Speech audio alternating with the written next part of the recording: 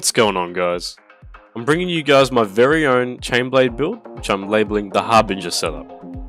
I've been tweaking around with it for the past few weeks, trying to counter the downsides, but the truth of the matter is, in the current state of the weapons, the chainblades just fall behind. In saying that though, I think this build has a lot of potential, especially against behemoths that can be interrupted. This build is also able to break almost every part pretty easily, depending on how comfortable you are with the chains. The only downside of this build is that it can take quite a lot of time to close out a kill after you've broken all the parts. I'm sure by now most of you guys know that chainblade builds really do come down to having good cell RNG. With this in mind, if you're after a more budget build of this setup, you could consider using the frostback blades to get the weighted strikes that you might be missing, and the build should operate very similar. Let's get into it. I run this build with a Rezakiri chain with a +3 weighted strikes and a +2 overpower. I use the Drask Lantern with a +2 Aetheric Frenzy cell, Razor Wing Plate with a +2 weighted strike cell, Rezakiri Helm with a +2 Bladestorm cell, Rezakiri Gloves with a +2 Cunning cell, and lastly the Moonreaver Boots with a +2 Conditioning.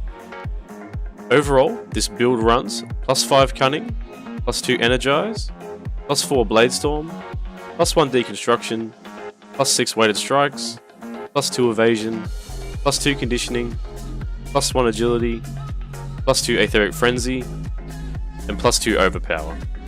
With the addition of the unique effect of your 10th hit in quick succession will deal 150 plus bonus damage, and having a 10% chance for your attacks to hit twice. This build's main design is to destroy parts with Bladestorm, interrupt behemoths incredibly easily, and run 2 chances to proc double damage essentially, as well as building up your 10 successive hit proc really fast.